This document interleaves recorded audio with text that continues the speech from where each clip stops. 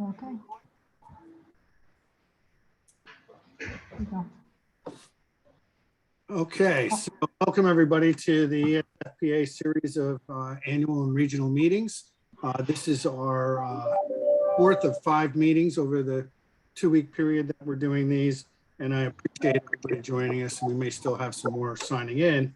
At this point, I will have Muriel turn to the agenda slide and introduce Michael McClarty, the current chair of the Empire State Forest Products Association. Go ahead.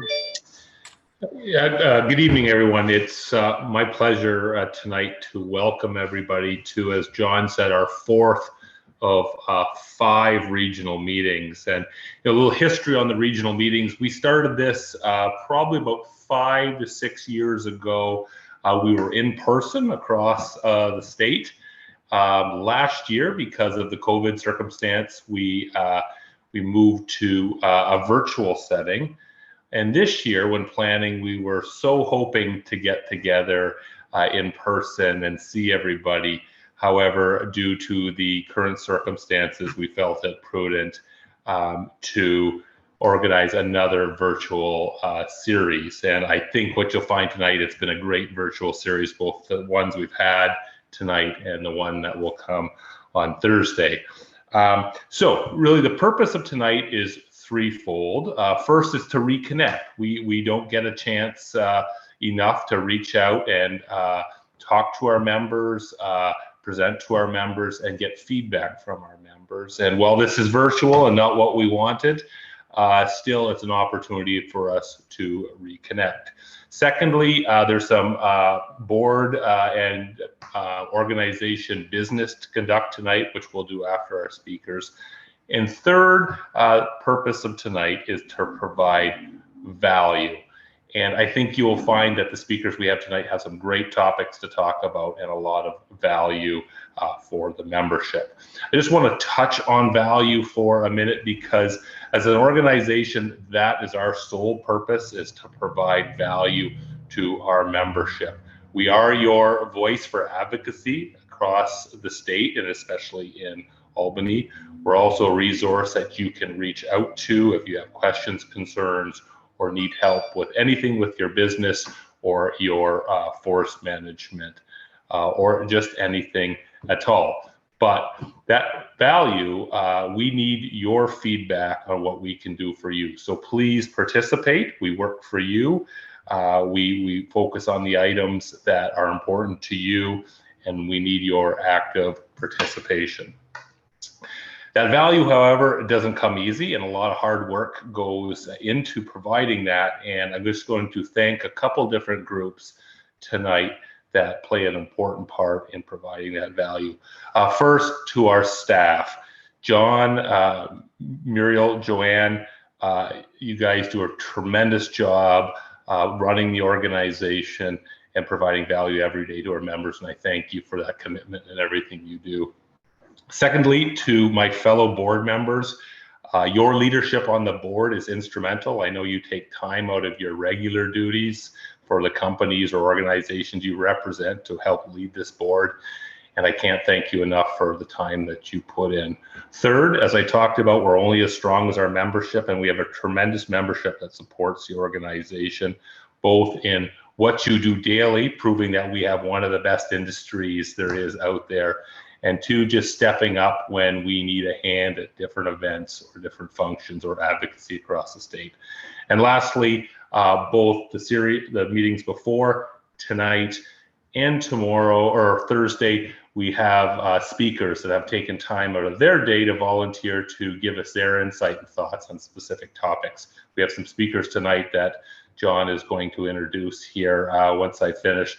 And I thank these speakers tonight and the speakers that have been part of our other meetings and meetings to come for making your time available. So with that, welcome everybody. I look forward to this meeting tonight. And John, I'll pass things over to you. Thanks, Mike. Appreciate the welcome. And just want to remind folks that we do have one more meeting. It'll be on Thursday, October 7th at 11 a.m. We're going to have Rita Height and Mike Freed from the American Forest Foundation kind of give us an update on what is plethora of federal climate legislation initiatives that are included in the budget package, the reconciliation bill, just where the landscape is going at the federal level on climate and how it may or may not impact state level legislation such as New York's Climate Leadership and Community Protection Act. But at this point, I'm going to have Muriel do a little bit of Zoom protocol for the meeting. So Muriel, if you could do that.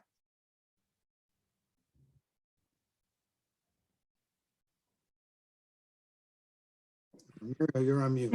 Sorry about that. Good afternoon, everybody. I just wanted to let you know we definitely want to make sure this is an interactive conversation we have going. We have 3 different ways for you to get your questions to us. I simply ask that you present your questions either through the chat function to me, the Q&A, or if you happen to be on the telephone, you can call me, text me at 518-330-7684.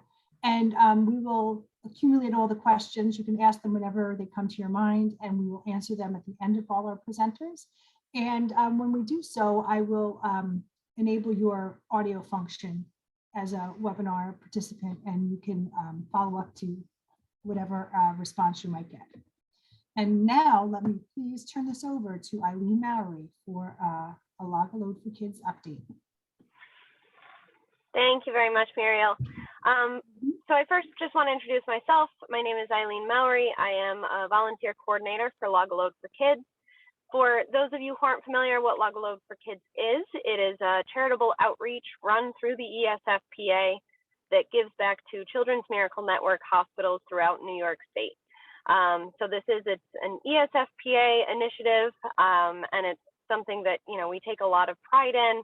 We've been doing it for well over 20 years now and have raised, you know, incredible amounts of money for local Children's Miracle Network hospitals.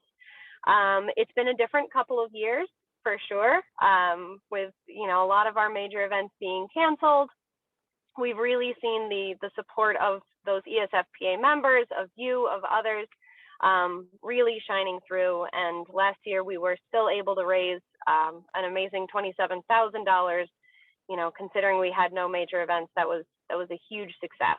So first, I just want to thank you all for your support. Really want to thank the ESFPA staff, Muriel, Joanne, John. You've done so much to help us and continue to do so, and we do really appreciate that.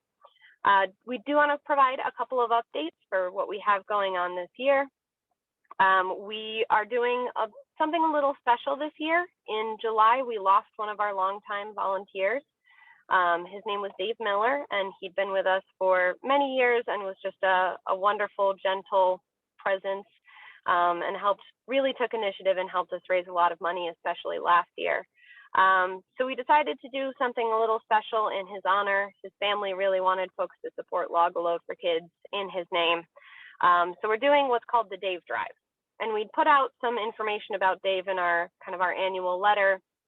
And another Dave Tregaskis from the Groton area saw it, and he said, you know, I want to get involved, and said that anything we raise over last year's total of $27,000, he'll match up to an additional $5,000. So what we're trying to do is really kind of use the spirit of the 2 Daves to get us over that 27,000 mark, and, you know, let Dave Tregaskis help us with that extra $5,000. So if you haven't made an annual donation this year, you know, please consider doing so. We are raising money a couple of other ways right now. We have a couple of chainsaw raffles that we're doing virtually, which is a new platform for us, but we're giving it a try. We have 2 chainsaws. We have a Husky 565 donated by GKS Sales of Rome, and a 372 XP donated by CJ Logging of Boonville.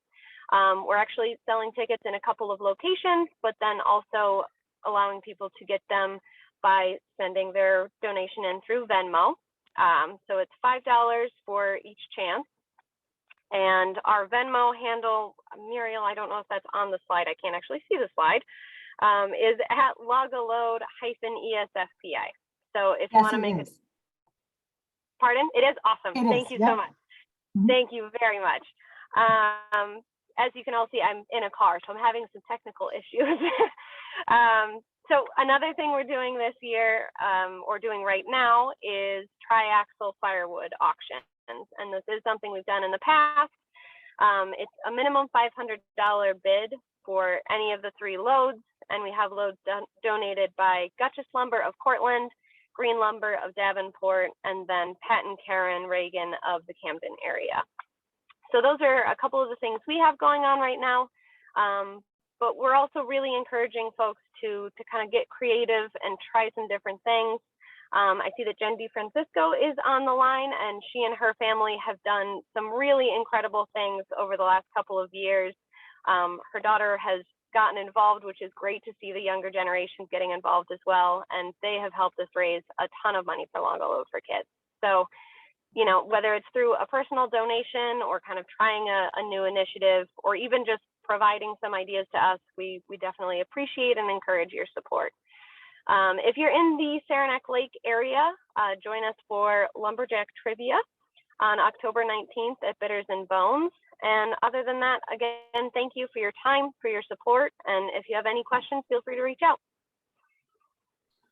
Thank you very much, Eileen. And I just want to follow up with all the information that Eileen mentioned, you know, where to send the donations and the Venmo is all in the latest ESFPA newsletter, which you can find on the front page of our website at www.esfpa.org. So you can find out all that information, and I will include it again in the upcoming newsletter. Thank you, Muriel. John, you're very welcome.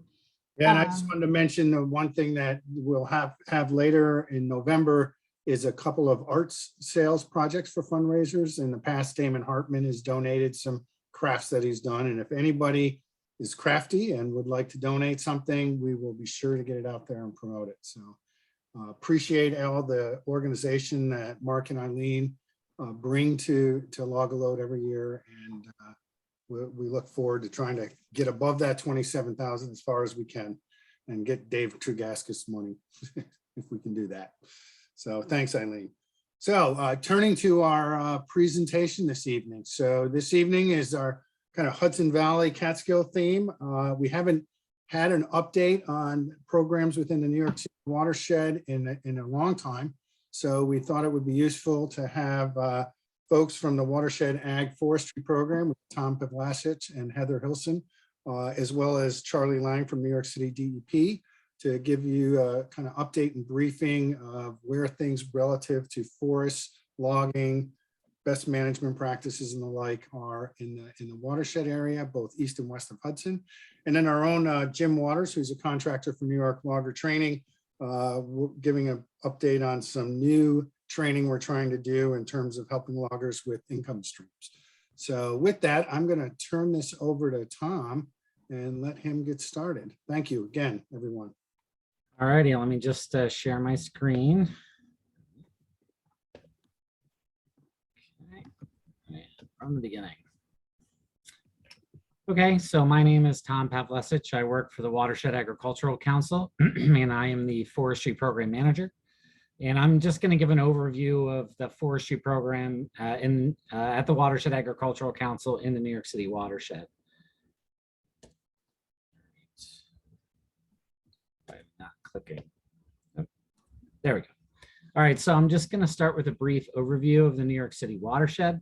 The New York City watershed is comprised of 2 distinct watershed regions: the Catskill Delaware watershed west of the Hudson River and the Croton watershed east of the Hudson River.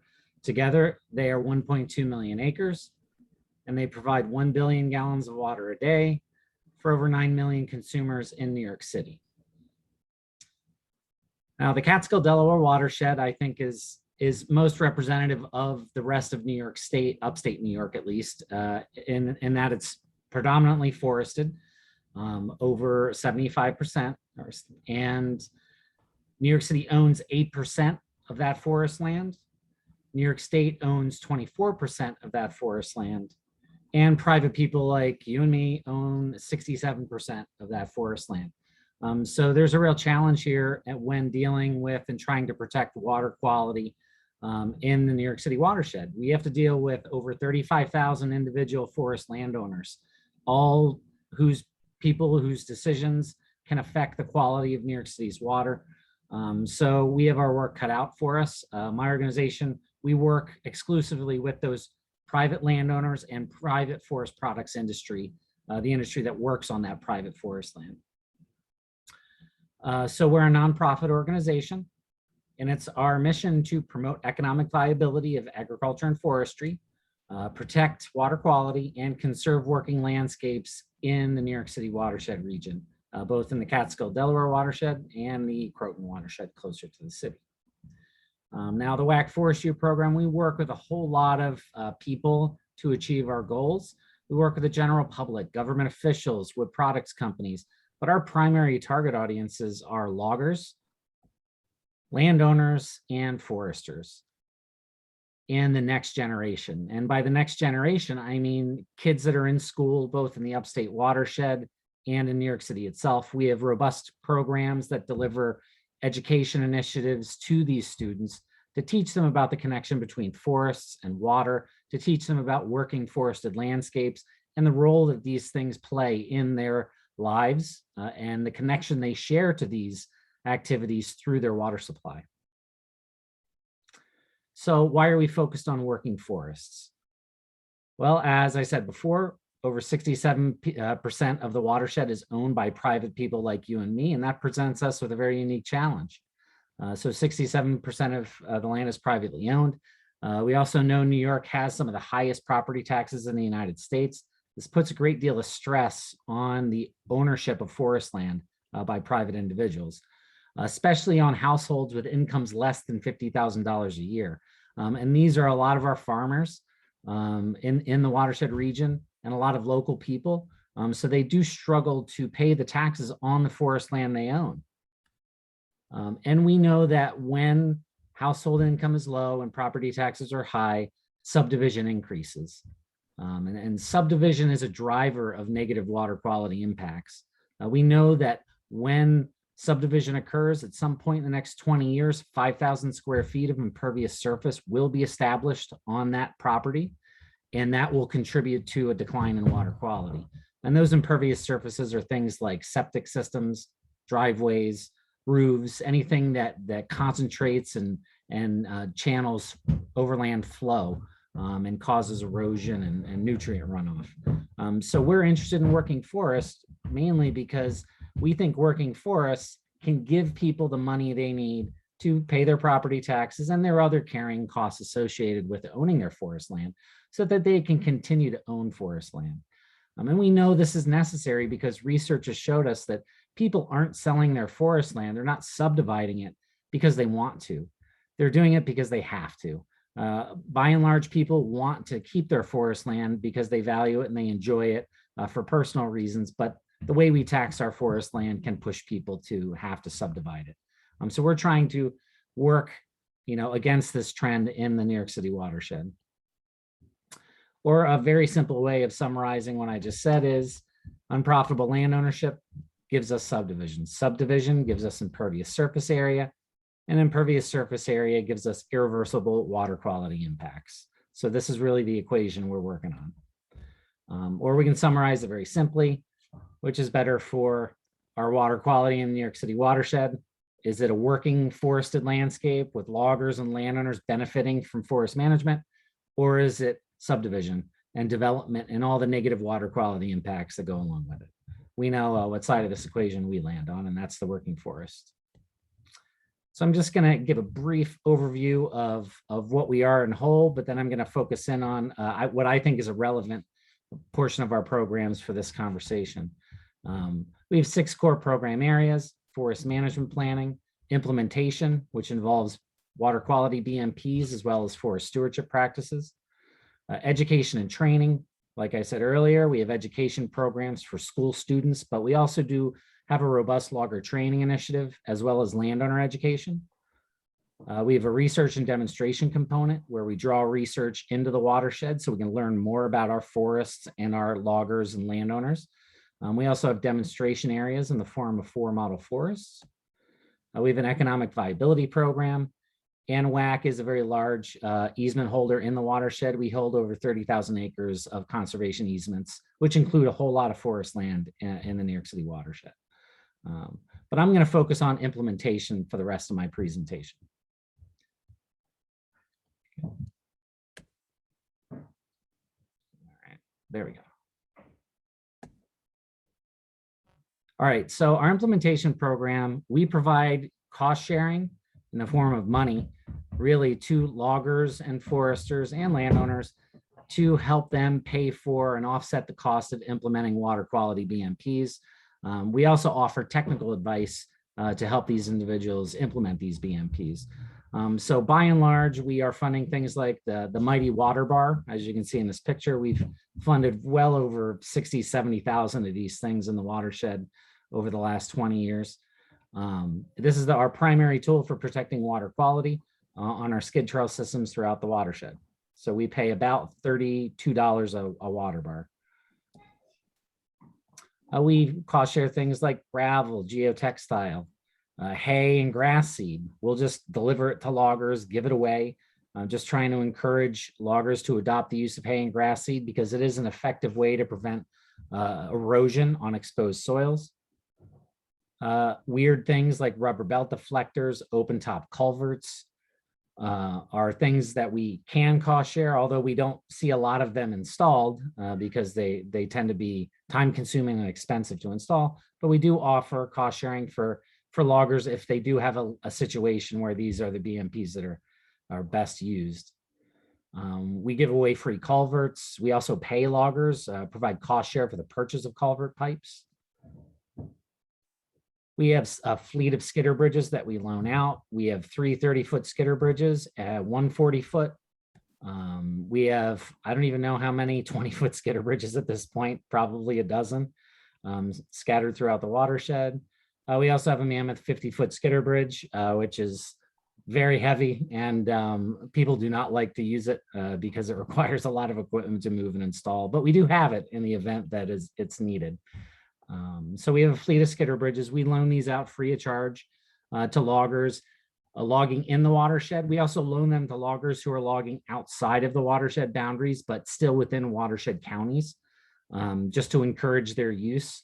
A lot of times, if logger uses it outside the watershed once, they're more likely to give us a call when they have their next job in the watershed. So they'll be using a bridge in the watershed. So we try to be fairly liberal with getting our bridges out there to loggers who need them. Basically, in a nutshell, we provide cost sharing and technical assistance for any BMP that is in the New York State BMP water quality BMP field guide. So if loggers are on a job and they're flipping through this book and they see a BMP they want to use, odds are we have a cost share for it. And if not, we can develop one. So how do you participate in our programs? I think the first step is fairly important. You need to figure out if you're in the New York City watershed, and you can do that by visiting mywoodlot.com. It's a website that we maintain. It's geared towards landowners to provide them information for managing their forest land, but it has a resource mapper under our resources tab where you can go and you can simply just zoom in to where you think your logging job is. It will show you roads so you can actually navigate to where your logging job is. And if you're within the black line, that means you're in the New York City watershed. The next step is to give us a call. I advise, somebody who's never worked with us before, just give us a call. You can talk to anybody in the forestry program. We will route you to the right person. We prioritize logger communications. So we'll call you back, we'll email you, we'll just do whatever we need to do to help you participate in our programs. Throw Heather under the bus. She's our outreach and communication specialist. She knows how to route your call. She knows a lot herself. She can answer questions about how to fill out our applications and who you need to talk to. But you can also talk to Carl von Berg, one of our watershed foresters. You can talk to Andrew Krutz, another one of our watershed foresters. You can even talk to me, and I will guide you to the right people to help you participate in our programs, receive our cost sharing, and hopefully become a routine participant. Finally, after you contact us, we're going to have you fill out applications. Basic application gives us information about the landowner whose land you're working on, the logger, you, who's applying for the funding. It has signatures because we require landowners be aware of our programs if they're being implemented on their property. So the application will require a landowner signature as well as a logger signature. Sawmills are eligible, their foresters are eligible to fill out these applications, although we give priority to the loggers that are working the jobs first. The logger would have to allow the mill to apply for it in their stead. We have section of the application is specifically for stream crossings because that's where water quality is most affected in regards to forestry activities. So we have special BMP rates for stream crossings to make sure that these areas are used appropriately during the harvest and that they're put to bed afterwards with the appropriate BMPs. Oops, and sorry about that. I screwed up my order of my slides. We do have a application page for, let me fix that so I can show you. Oh, there we go. We do have a page of our application that details the rates and the BMPs that we pay for.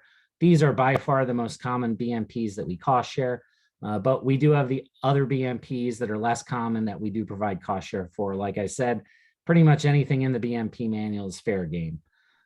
So what happens is a logger fills out this application, gives it to us. We conduct a site visit, have a conversation with the logger, develop a general understanding of what the harvest is going to entail. And then we actually reserve the funding for the logger specifically. And when the job is done, we inspect the site, we count the water bars, we count the other BMPs, and then we just add up what the funding should be and write a check to the logger, which they receive within 2 to 3 weeks of final inspection. And at that point, the logger becomes a participant. So I don't know if there are any questions at this point. I think I more than filled my time. I don't know if I guess we can wait actually, if I'm right. Yeah, we're gonna wait. Okay, so I will, I'm gonna stop sharing and I think we can get Charlie on here. Yeah, thanks, Tom. And certainly we'll come back with questions and answers. So Charlie, your opportunity right now, please. Thanks. Okay, let me try and get this set up. Hopefully somebody will tell me if I have successfully shared my screen. Seems to be coming up. Okay, excellent. Just hit slideshow. Yes, there we go. Okay. Well, hello everybody that's on the call this evening. My name's Charlie Lane. I am the New York City Forestry Program Manager. I've been in this capacity at DEP for just over 2 years, but I've been working in other capacities at New York City DEP for many years before that. So tonight, I'd just like to give an overview of the New York City Watershed Forest Management Program, give you a little background, talk about the city's ownership in its watershed, and then talk a little bit about the forest management plan that was developed to guide our actions and the bidding process that we go through to conduct our commercial timber harvests. And then I thought it'd be helpful to give everybody a few examples of recent timber harvests that we have bid out and by and large completed. You've already seen a version of this slide. This is the New York City watershed. The Catskill, Delaware watersheds on the west side of the Hudson and the Croton watershed on the east side. New York City owns lands on both sides of the river, and we manage those lands for water quality protection goals. This is a breakdown of our ownership in the New York City watershed. At the bottom there, you can see we own in fee approximately 142,000 acres of land. As Tom pointed out, that's still only, what, 8% of the land in the watershed, and the bulk of that land is privately owned. But we own a substantial acreage. We also hold over 26,000 acres of conservation easements, and my foresters spend some of their time reviewing and overseeing forest management that private landowners are doing under those conservation easements. So that's an important role for them too. So the forestry group, which they put me in charge of 2 years ago, I have 11 professional foresters that work for me, which is very fortunate because my practical forest practitioner experience is very limited. We have 4 regional offices, so our staff is spread out. We have an office in Downsville, we have an office in Grahamsville, we have an office in Kingston, and we have an office in Mahopac. So we break up the New York City watershed into those 4 regions. Downsville deals with Cannonsville and Propacton basins. Grahamsville deals with Neversink and Rondout basins. Kingston deals with the Shokin and Schoharie basins, and Mahopac deals with the Easter Hudson watershed. And we determined some time ago that commercial timber harvests were going to be our primary management tool. So our foresters would design and plan forest management projects, which would then be bid out to local loggers. And then our foresters would oversee the timber harvest. And that seems to be working pretty well. And we like to work that way to engage local loggers, put money back into the local economy. But of course, we're New York City water supply, so the timber harvests we design are designed expressly for maximum water quality protection. So we build those BMPs into our plans, and we make, as sure as we can that there are no even temporary impacts to water quality where we can at all prevent them. Just an idea of the volume of work, we have bid out 38 timber harvests over 4,500 acres over the last 10 years.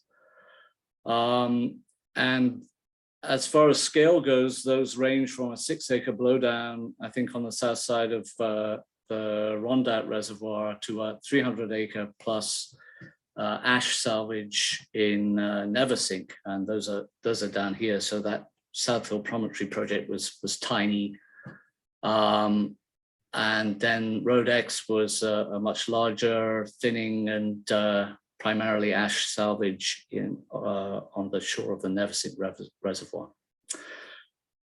We have plans to bid out another 14 harvests or so on about 2,400 acres going through into 2022. We're trying to ramp up our work. I mean, since I've been engaged as the program manager, we've been trying to ramp up the volume of timber harvests. Of course, tariffs and other things got in the way, and then COVID got in the way, and budget impacts of COVID got in the way. So I'm really looking forward to some more sort of normal work environment, to be able to really get to where we think we can be with our foresters and with the work we have to put into our timber harvest planning. So that long-term management goal, I've revised this already. 2,000 acres per year is I think a little optimistic. I think more realistic is for us to be able to manage approximately 1,500 acres a year, which would probably equate to about 11 timber harvests across the watershed. So that's the goal. Who knows, maybe next year. So I mentioned we guiding principles for the program. The primary one is, of course, forest cover promotes high water quality. Associated goals include creating and maintaining diversity within forest stands and across the ownership to promote resilience to disturbance and capacity for natural regeneration. And by managing for a diverse and resilient forest, we are also, there's a number of, there's multiple benefits to managing the forest this way. We're providing habitat. We open up most of our lands for recreational opportunities. There are obvious economic benefits. And then obviously there's a lot of focus on carbon sequestration and storage, especially right now. And as I also mentioned, management decisions are based on detailed inventory analysis and review. We have a lot of expertise in DEP in our watershed protection programs. So all our timber harvest planning is reviewed and we get input from our in-house wetland staff, stream staff, regulatory program staff who give us a hard time as well as everybody else. And wildlife staff, we do bat monitoring prior to timber harvest. We really do everything we can to check all those boxes and make sure that there aren't impacts from our timber harvests that would damage any co-located ecosystem factors.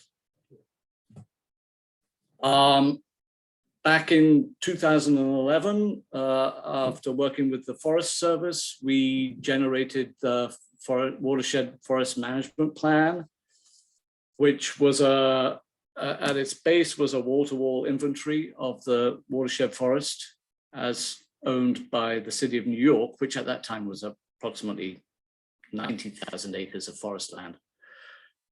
And to define the forest condition and to provide specific management goals, strategies, and direction for the agency, and also define conservation practices that would guide those forest management planning and protect those water quality and rare and threatened species during timber harvesting.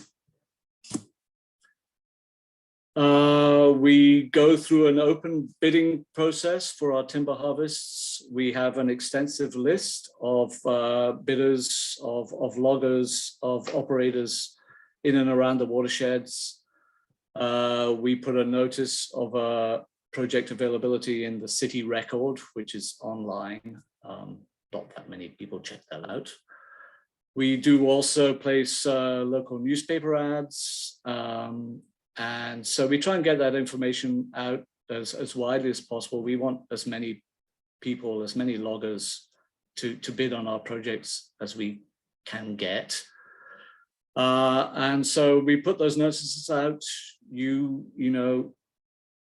Call in, email, request a bid package, attend a pre-bid showing, which is now recommended. Submit a bid proposal and bid deposits, and then you would have to, if you're selected, you would provide insurance, EHR ratings, sign a contract, and some other bureaucratic issues need to be addressed, such as security badging. And then you would have a safety orientation, and you'd be off to the races. So here's a few examples of some recent timber harvests that I thought might be of interest. Dam Site was a recent project. The light green 3 blotches are the 3 areas of timber harvesting that were part of this project, and it's all right below the Olive Bridge Dam of the Ashokan Reservoir. And this was Todd Baldwin was the DEP forester that oversaw this, 120 acres in the town of Olive, 381,000 bulb feet, 189 cords of firewood, Most of that board feet was red oak. There was some rather impressive red oak on this piece of city land. That harvesting took place between July of 2019 and July of 2021. This, as most of our projects around the Ashokan are, they're limited by presence of threatened bat species. And so we can only cut during the wintertime from November through March. So that was one of the reasons why this spanned 2 seasons. And only received 2 bids on this project. The high bid was $70,000. That money goes straight into the black hole of New York City coffers. But that's the way the system works. Another project, completely different part of the watershed, Turkey Mountain down in Yorktown in Westchester County. This is just north of our New Croton Reservoir. Here, Dan Lawrence was the DEP forester. The project area was about 120 acres in Yorktown, Westchester County. 311,000 board feet, 87 cords of firewood. Most of this, there was some very large tulip poplar on this site, and very, relatively short and quick harvest schedule on this project, in and out quite rapidly. Westchester County, lots of people around, heavily developed area. We did expect, perhaps some negative feedback from neighbors, from locals, given that they probably don't see logging trucks very often. But no, we had a couple of neighbors sort of have a word with the logger, and it was all positive. And in fact, one of the neighbors wanted him to come over to his place to start cutting there. So that was great to see. 4 bids on this. High bid was $66,000. I should say we really try and balance our timber harvests so that they're profitable enough that loggers would want to bid on them, but we also get as much as we can in the way of forest stand improvement work at the same time. So, the logger will have to cut down a lot of, ugs, a lot of not good form trees, firewood stuff, in addition to the good quality timber as well. And that's why, our professional foresters are just very good at, getting that balance right and still making it an attractive project, so we can get the work done. This is another project that hasn't quite finished, actually, Bear's Den.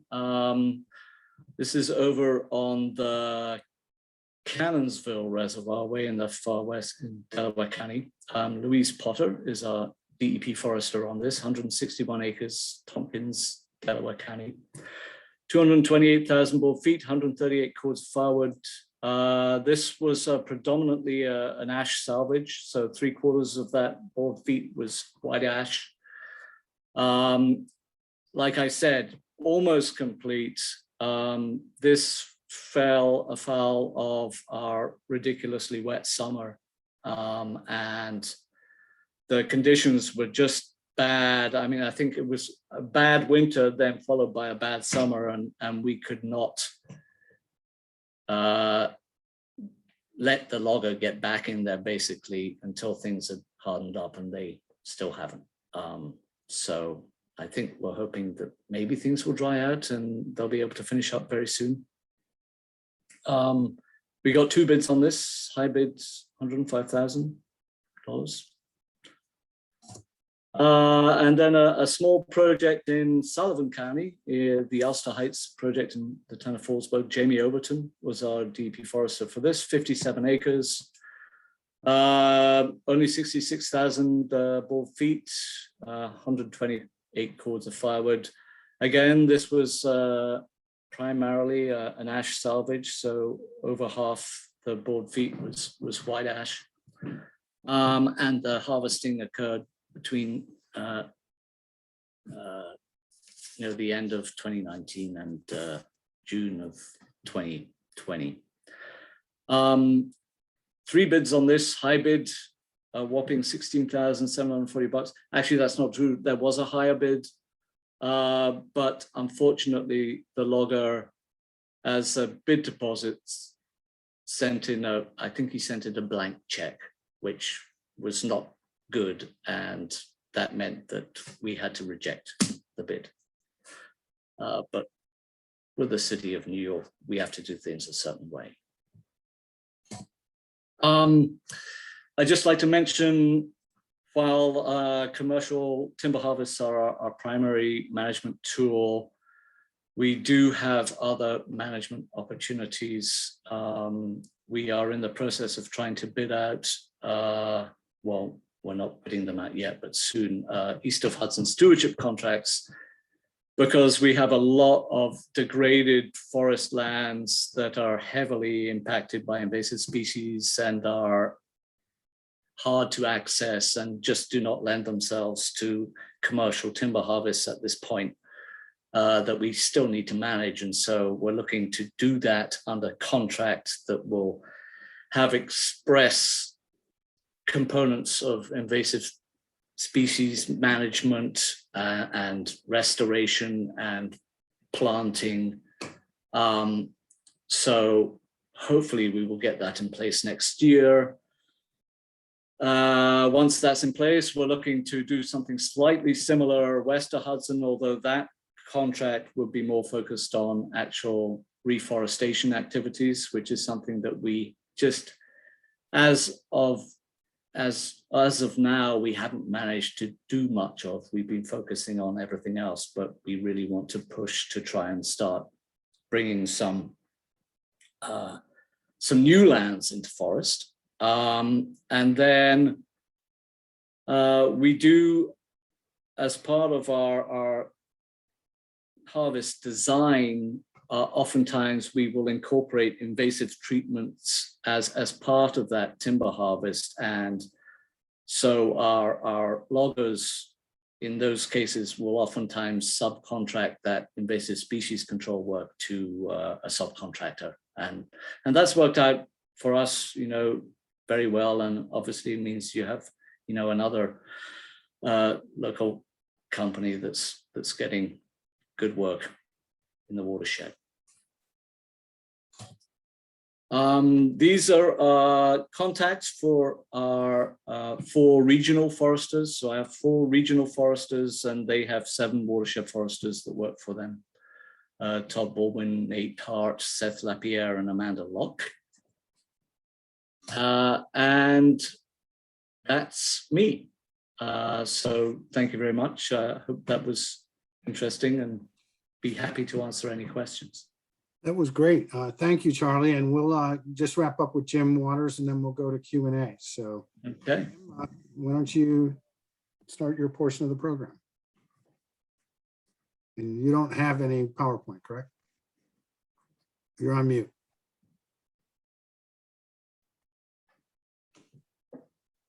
Thank you.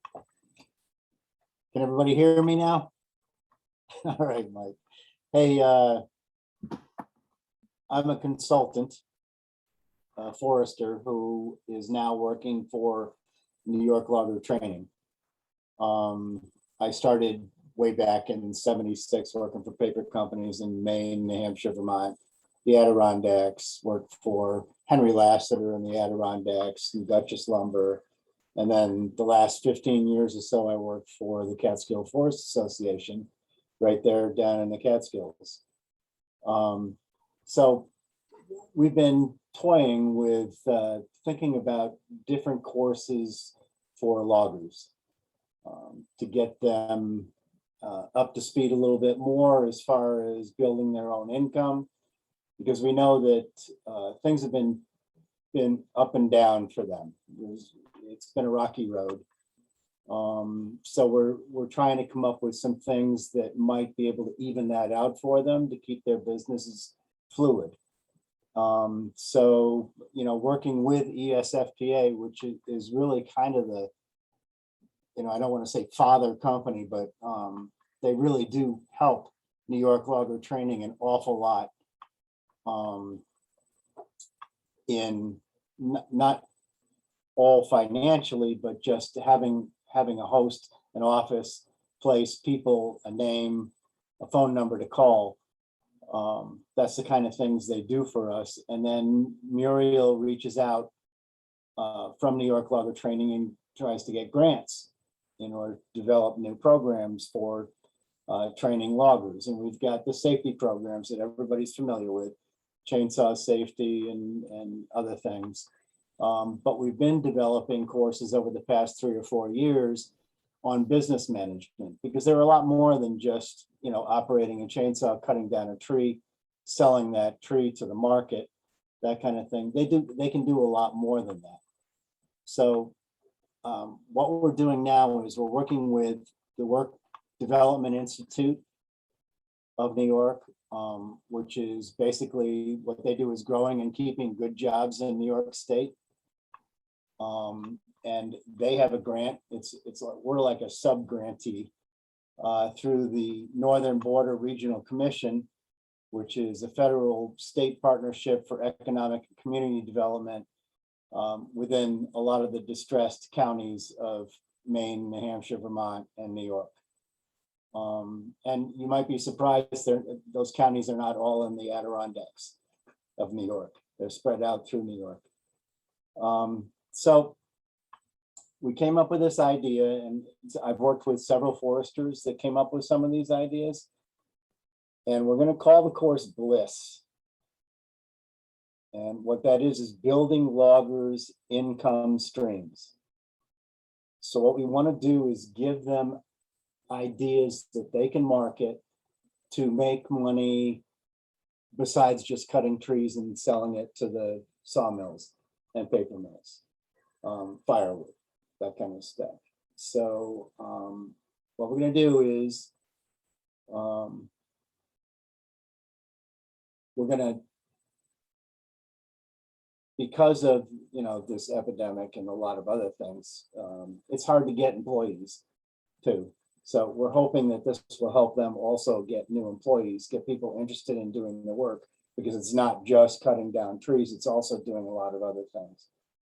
So the instructor in the beginning of the class will try to get participation from the participants by asking them what issues they have, what problems they have, and hopefully that gets people speaking up about everything that's going on in their livelihood. And then change it to more, and that'll be negative, most of it. That's my experience when I'm talking to loggers or truck drivers or people in the business, is that they typically come up with negative things at first. Then kind of change the outlook to how do we diversify? What things other than just cutting down the trees can we do to make income, to make money? And there's a myriad of those things. So I've been reaching out to loggers, I've been reaching out to foresters, getting different ideas for things that they can do. And there's a lot out there that they can do. And many of them they're already doing, and everything doesn't fit for every logger, but some of the things do fit. And I want to get these loggers sharing with each other what things work for them, so that other loggers can learn from them what they're doing. And it could be anything from, deer invasive problems. They can use slash walls, fences, tree tubes to prevent deer problems. Some people want deer, so they may be working with mass producing forests and things that they can do with that. Undesirable native invasives such as beech, striped maple, ironwood. They can do improvement cuttings, a big thing for landowners, you know, especially down there in the Catskills. You guys know this. A lot of the members I worked with the Catskill Forest Association, they hadn't been out on their forest. They had no idea what the forest was like. And they're not going to bushwhack through the woods, up into the woods, because they're going to get lost, most of them, or they're afraid of being lost. So trails, bridges, things like that. Loggers can do that easily. And especially if they're on the property anyways, doing a harvest, they can make trails and things like that for people away from the harvest area so they get around to their property. Wildlife habitat improvement, creating den trees, leaving coarse woody debris, food plots, stream repair and plantings. And this is big down there in the watershed. Now, in New York State, you've got to get permitting and things like that. So they're going to have to learn all about that. So this course is being developed to give them and have them share all of these ideas on different ways that they can make income, sell their businesses to their clients, get those jobs that other loggers, their competitors, might not be able to get, and kind of smooth things out. I mean, they may not always be able to use all their heavy equipment. That's a tough thing. Those expenses are huge, but they might be able to at least put their employees to work doing a lot of this stuff. So that's the idea. Smooth out this income stream for them, give them ideas on additional things that they can do, educate them more so that they can educate their clients, the landowners, because landowners don't really know what they want always. So, you know, if I'm a logger and I'm competing on a job, and I can go in there and say, oh, but I also noticed that this stream bank is falling apart over here, or you're not able to access the back part of your property. I can help you, and I can do that also. So, you know, maybe my bid might be under what other people's are, just like with the DEP. My bid might be low, but everything else I'm providing them may be worth it, and I may get that work. It's also work that can be done, a lot of it can be done when the weather's bad or when markets have crapped out on them. So that's the whole idea behind this course that we're developing, and it should be done, you know, I'm guessing we should have this kicked off by next spring. I'm asking anybody that has any ideas, you know, creating view sheds. I mean, I've had all kinds of stuff, tree planting. Well, why can't a logger do tree planting? Why can't a logger do a herbicide work on invasives? Why can't they do all of this stuff that is typically thought of not being in their realm? Then they can hire employees from schools that think, you know, I'm not just cutting down a tree. I'm really helping the forest outside of that, in addition to that. So that's what we're thinking. And, you know, I'm looking for any kind of help I can get in the next couple of months. I'm just coming up with ideas. We'll put this together. I think it's going to be a very good course, and then it's going to get loggers talking to each other. So that's. Thanks, Jim. Really appreciate that. And I think what I'd like to do now is turn to any questions and answer. I know there's quite a few that have been in the chat and the Q&A box. I have a little lineup we can start with. Go ahead. Okay. The first one I'd like to refer to is Lori Raskin, who asked, and Lori, I will release your, as soon as I read it, I'll release your audio. I know this question, a client of hers had brought up an excellent point highlighting HWA. HWA has just reared its head in his forest, and most of the hemlock trees are in the watershed, providing shade to the Class C stream. We wonder what cost share programs are or can be available to mitigate HWA. If there aren't any provisions, then shouldn't the NYC DEP help pay for that? Or should there be a message from WAC, or how can she get some assistance. And let me just turn off her. So, does anybody feel ready to start that, to answer that? I can jump on that if nobody else wants to or can right now. Okay. Yeah, we've tossed around the idea of a cost share for hemlock woolly adelgid for years. The problem is, what does it really look like? What are you cost sharing? The treatment methods for hemlock woolly adelgid are either very, very intensive as far as stem injections of insecticides, or they're virtually non-existent for stand level treatments. I think we're hanging out on a lot of this beetle control, biocontrol, but that's really yet to pan out. So, I mean, it's conceivable WAC could offer a cost share for hemlock woolly adelgid mitigation, but we're just really not sure what that looks like, and I really wouldn't know what to pitch to the city as far as what a program would look like, what cost sharing rates would look like, ultimately what the benefit to the city would look like.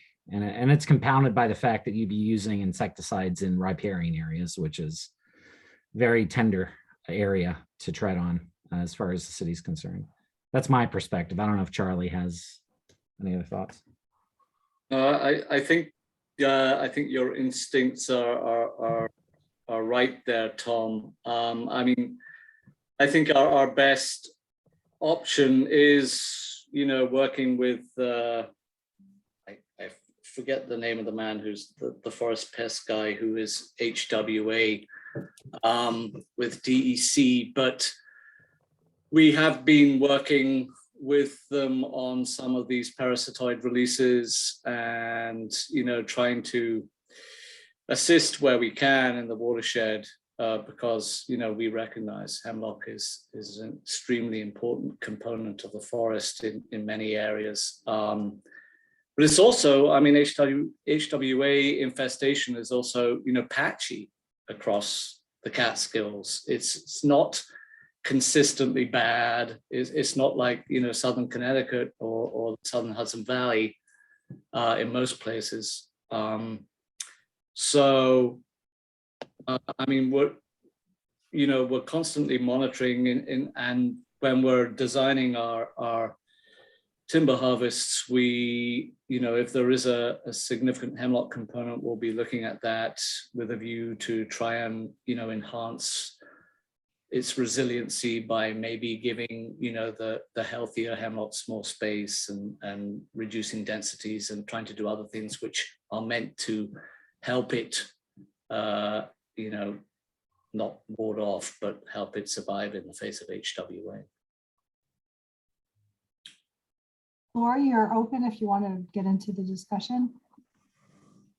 I appreciate your answers, guys.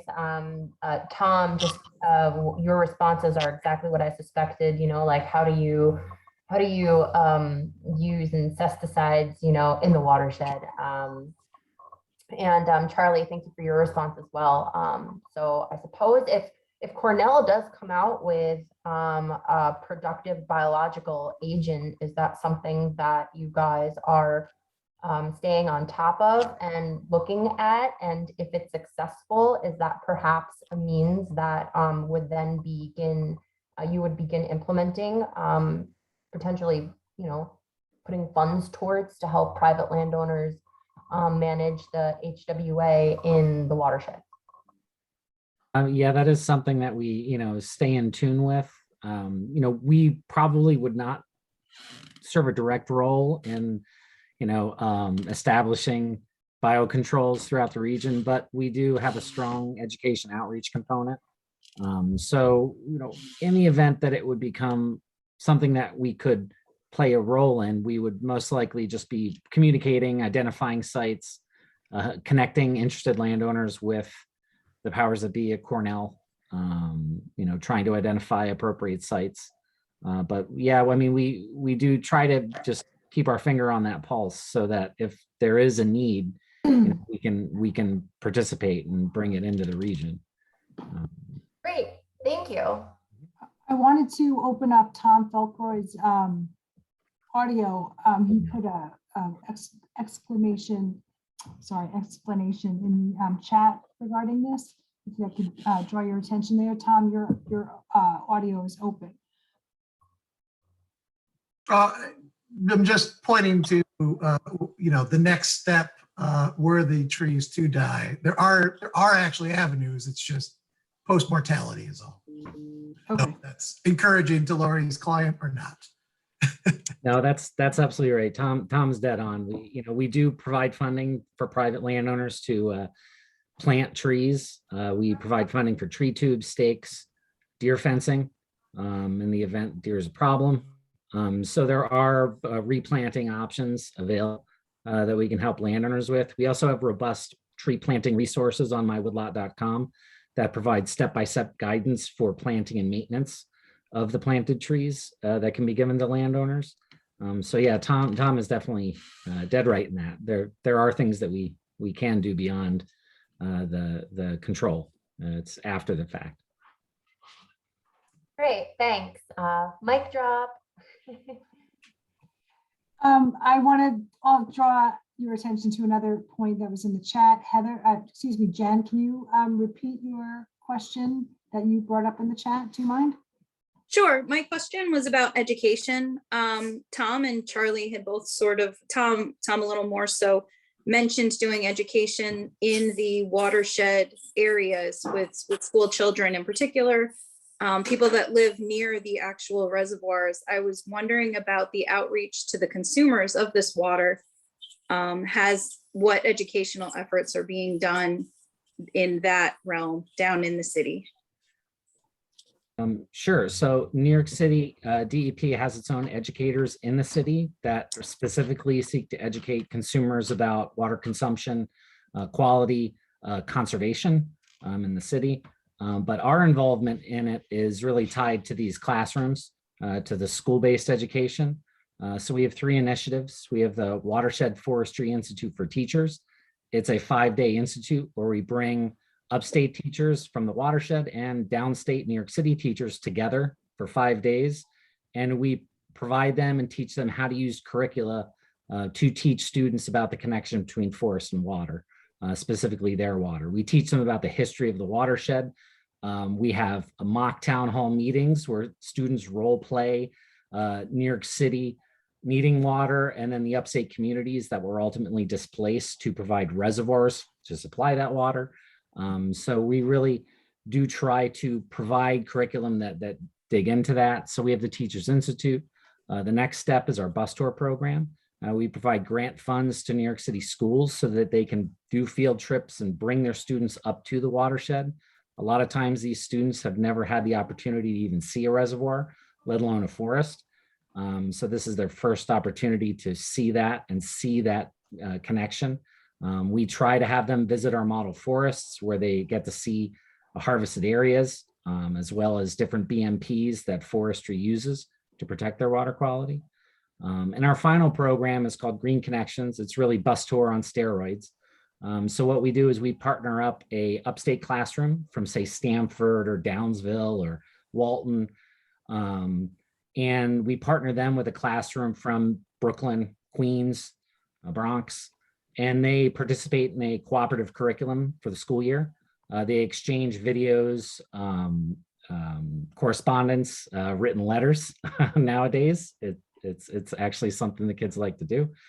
And then this partnership culminates in shared field trips where the upstate kids will visit the city, learn about their school, visit their communities, see what their partners live in and their lives are. And then the downstate kids will visit the watershed, visit reservoirs, the students' classrooms, and learn about the upstate community and the kids there. And it's quite inspiring work. But those are our education efforts. So far, we've educated thousands of students through our bus tour programs, probably close to 10,000 at this point, hundreds of teachers. So yeah, it's New York City funds those efforts. The U.S. Forest Service provides us funding as well for that. I just added in the chat there, Tom, that My Woodlot is also an educational tool, and the majority of visitors to that website is actually from New York City, and there is some watershed specific information on there about us and our programs and partners. So I would like to add that too. Good, thank you. Thank you. John, you had the next set of questions. You can start with, I think your question is for Tom, and then you had a question for Charlie. Yeah, I'm going to try to go to the chat. Would you like me to read it? I have. No, because some of it was similar. I dealt with, the Okay. basics as HWI, well in yeah. terms of how are you able to do that. I think Tom and Charlie really did that. The only thing I would add on that is, to the extent that if there isn't funding available, New York's Regenerate New York program might be able to also pilot off some stuff. But I know the state sometimes gets nervous about blending state and city money and all that at various points. Your question was about the demographics. Yeah, I wanted to ask you guys about the demographics of forest landowners and where you see over the next 10 to 20 years private forest land ownership going. I mean, statewide, we see a very aging population, and we don't know who that next woodlot owner is going to be. And I just was curious if you've looked at that at all. No, that's been a kind of a central part of our long-term planning.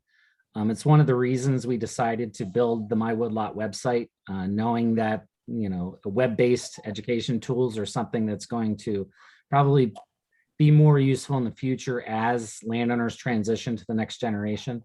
But yeah, the demographics are clear. Forest landowners are older. They are well educated. They tend to be men, but we think that's only because men just tend to appear on the deeds. So they are the ones that show up in the tax rolls. We have an initiative it's actually a national initiative called Women Owning Woods. And it's specifically targeted at women landowners, forest landowners. So we opened up a chapter for the Croton watershed and the upstate watershed. So we currently run those WOW meetings as a way to engage the women. Demographically speaking, women outlive men, and women actually tend to be accidental. I see a thumbs up there, Muriel.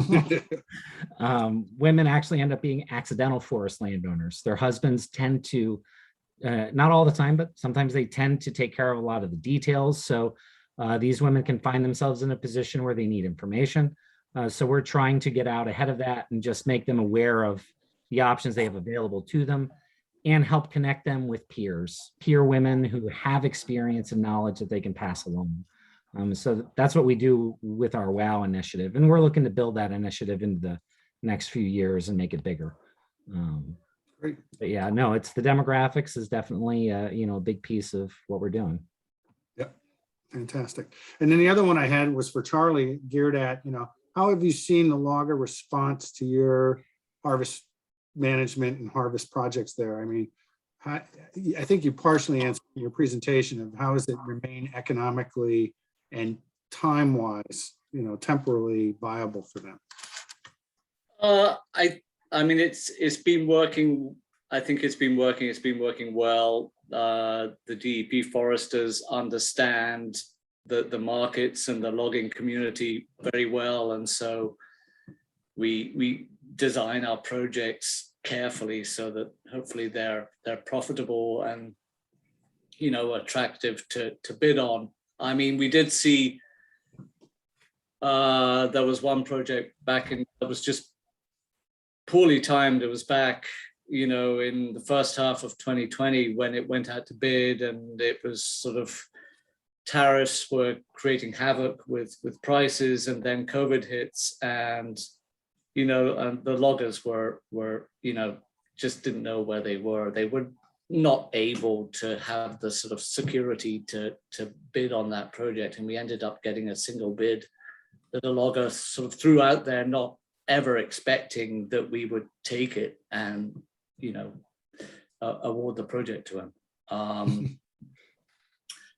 So I think we're always at the whim of the markets and prices as to levels of interest, but I think we have a pretty decent track record, and I think we make up for oftentimes the complexity of our timber harvest, because not simple. There are a lot of things going on. There are buffer zones around very small wetlands, and then other restrictions that come into play. And we're very serious about all those restrictions and BMPs. But I think once the loggers become familiar with working with the DEP foresters and realize that, you know, we have designed these things carefully and there still is, you know, profit to be made, and you know upfront what to expect in the process, then I think we've got a good group of loggers that will repeatedly bid on city projects. And I mean, quite frankly, I'm talking here because I would like to see more loggers, you know, bidding our projects. You know, we want to spread the news and get as many people as we can to bid on these things. Excellent. Excellent. Any other questions out there? Does anybody have anything they'd like to bring up? I don't have any other ones. Well, I know we've got a few minutes left. We've got some business matters, but I really want to thank Tom and Heather and Charlie and Jim for your engagement this evening. We'll have a recording of this available to all the members, and we'll be talking about this a bit more. I think the extent that we can do some more promotion about the economic opportunities, as well as the fiber and timber opportunities that exist out there, we'd be interested in getting the word out more on that. So, but thank you, and you're welcome to stay for our business portion of the meeting, or if you'd like to get back to your families or evening, that's fine too. Jen, you did want to say something before I turn it to Mike.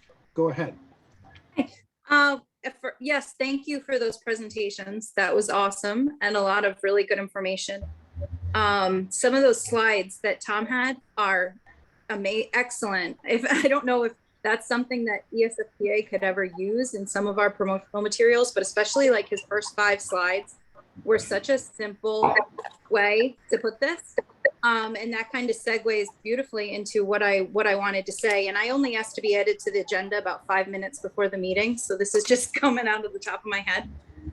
But about 2 weeks ago, I had the privilege of hosting about 40 New York State legislators and their staff on an agricultural tour of Greene and Columbia counties. And our company, B&B Forest Product, was one of their stops. They were at our company they were supposed to be there for about 40 minutes. I think all total, they were there for about an hour and a half, which was really good. The questions were amazing. And most of the attendees were from, almost all of them were from Brooklyn, the Bronx, Manhattan, and Long Island. That was the greatest concentration of attendees, which I thought was really impressive. I got to them. I really feel like I got through to those people, but the main thing that they were interested in was the water. As soon as I said the words about the water, you saw the light bulbs going off, and a few people afterwards pulled me aside and said, wait a minute, say that about the water again. Go back to the water again, or go back to the forest management thing again. Like, why have I never heard this before? I heard that multiple times that day. I was invited to a dinner they did that night, which was about 7 hours after my presentation. And 7 or 8 people came over to me again and said, girl, you got to come over here and tell me about this water again, because I just don't, you got to explain this to me again. Most of them were women attendees, which was also, I think, indicative of the direction that our government is going, which is why I was kind of very interested in the WOW organization. I like to hear that. And I think that's definitely something we could network with as well. But I wanted to put sort of this word out to anybody listening on this call. We are the Catskills call, so to speak. I know we have a lot of people that aren't from the Catskills on this tonight, but if you are, and you have a constituent, if you are a constituent of any of these people, or if you work with a constituent, or if your company has an employee that is a constituent, we would love for you to get in touch with John, Muriel, myself, Mike, and we could put you in touch with your proper representative, because that is where we are lacking the most, but that is where we need the most support from our membership. I got includes them, but I'm still a Green County constituent. I'm still an upstate constituent. We really need constituents of these people, specifically any of the counties south of Poughkeepsie. So if you do have a connection, have an employee, anything that you could maybe put in touch with us, we would be happy to attend a meeting with them, support them on a Zoom meeting with their lawmaker, but really maybe encourage them to just step out, reach out to us, and help us get through a little more, because I think we broke a lot of ground with that meeting. So that's all I wanted to say. Thanks, Jen. No, appreciate that. And Muriel and I, a month prior to that, we were down at the Queens County Historic Forum and met with an equal number of legislators, and there's just a lot of naivety among them. They just don't really understand the connections of forest, water quality, forests, and the economy, and it's a real important thing for us to work on. So thank you. Mike, I'll turn it over to you to start our business meeting off. Great, thanks, John. And just echoing both John and Jen's comments to our speakers, thank you. Great presentation, very enjoyable. I now have the pleasure of probably doing the least interesting portion of the meeting, and that is some organizational business. As background for everybody on the call,